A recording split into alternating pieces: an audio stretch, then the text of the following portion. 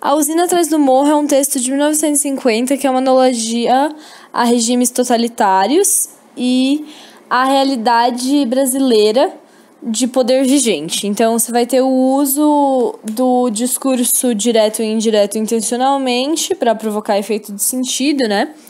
Discurso direto é quando você só coloca a fala do personagem. Discurso indireto é quando você fala que... é quando você parafraseia. Então, discurso direto é o que você tá me ouvindo falar agora. Discurso indireto é se você estivesse falando: a Alessandra falou pra mim que... tanana, tanana, tanana. Daí seria indireto.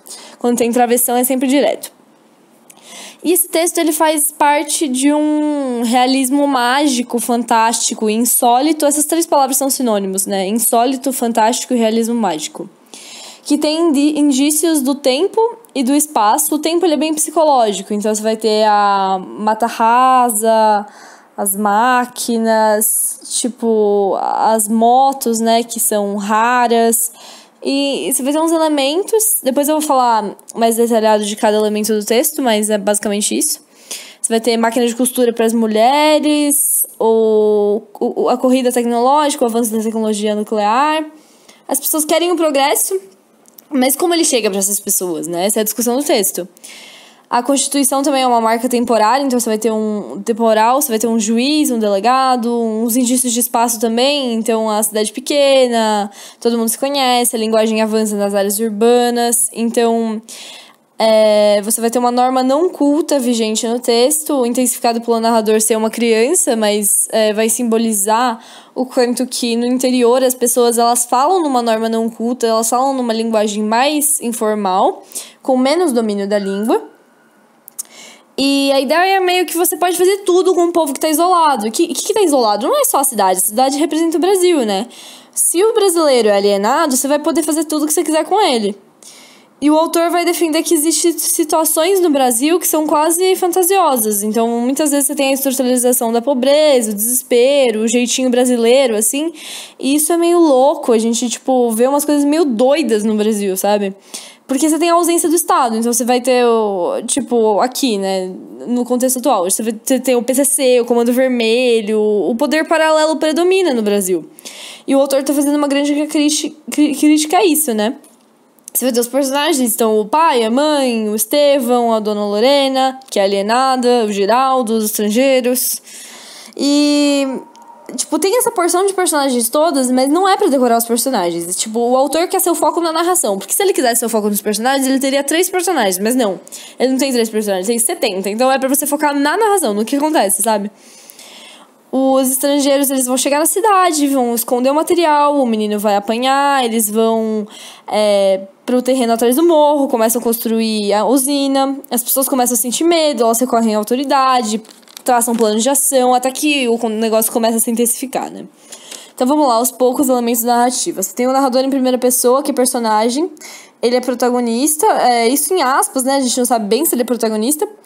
Ele é pueril, ou seja, ele é criança, e ele é um narrador que testemunha e tem vagas impressões do que está acontecendo, que é uma metáfora para alienação, né? Ele narra um fato que ele conhece pouco e não entende nem atua bem nele. E é verossímil ele ser pueril porque faz uma alusão à ingenuidade do ser humano perante os fatos. É uma inovação da narrativa, dessa estética, né, do realismo mágico. E você não tem a pretensão realista de saber tudo, é uma fase posterior. Você vai ter a alegoria da população brasileira frente aos fatos. O tempo, ele tem indícios temporais, conforme eu havia falado, que é a usina, a tentativa de modernizar o Brasil, né? E o tempo psicológico, que é um movimento dialético de inferência.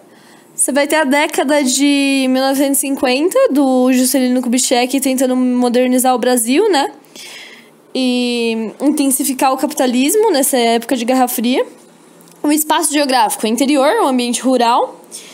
E você vai ter o social, que é uma cidade pequena, uma casa, uma pensão, como as pessoas se articulam, um bar, a articulação construída em torno do episódio, né? E esse ambiente geográfico, esse interior, ele quer generalizar o Brasil, porque o Brasil nada mais é do que um monte de interior e umas 4 cidades no litoral, sabe? Umas cidades grandes. E é pra gente perceber o país que a gente tá vivendo. Os personagens, eles são um grande jogo de poder, né? Então, esse grande jogo de poder vai ter o narrador, pueril e ignorante, que não sabe de nada. O Geraldo, que ele é esférico, ele muda de comportamento. Os estrangeiros e a população. A condição do grupo individualismo é uma ilusão. O autor defende muito isso, que não existe individualismo.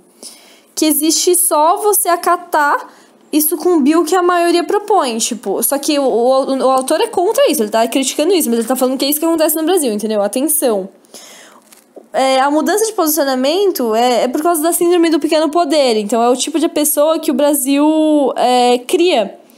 Porque você vai ter uma pessoa e um líder. E esse intermediário, ele sempre vai estar lá com essa síndrome do pequeno poder, tentando abusar. Então, isso faz alusão ao coronelismo, à terra de poder. Tipo, de ser uma terra de ninguém, uma disputa. Que é uma corrupção que cede poder. A mãe não reconhece nem mais o filho, né? Vai ser um clima de... Uma alma exterior, então um capataz. Tipo, isso tem relação àquele texto do espelho do Machado de Assis, que é tipo a alma externa. Quando você tem uma síndrome do pequeno poder, você cede a sua alma externa e a sua alma interna é consumida. Os estrangeiros é a elite de investidores, né? Que falam outra língua. Por que eles falam outra língua? Porque eles falam tipo, isso é uma interpretação, né? Mas eles falam o português. O português da norma culta. Que eles não dominam, então pra eles é como se eles falassem outra língua, entendeu? Que são a elite. Eles chegam de fora, não se respeitam os costumes, é o Big Brother, é o governo, ele autorizou, entendeu? Alguém tava mandando eles estarem lá. E a população é frágil, maleável, violenta, só dá oportunidade, eles viram a casaca, mudam de lado, tem ganância, tem complexo de inferioridade, enquanto os estrangeiros têm complexo de superioridade. É bonito, né, criticar o governo, mas quando você tá no poder, quando te dão um pequeno poder, o que você faz? Então, é toda uma crítica sobre o individualismo não existir, mas tá aí com uma tentativa de sobrevivência, o instinto de nacionalidade, não o nacionalismo. A gente deixa de questionar o egoísmo com isso. E o enredo, ele é linear, nesse caso, porque o foco dele é o enredo, né? Então, você vai ter a situação inicial, que é a chegada dos estrangeiros, o conflito, que é investigar o conteúdo da Caixa, as complicações, que a população se articula, o juiz, o delegado, o padre, e o clímax e o desfecho, que é a morte do pai, e o exílio como mendigo do menino e da mãe.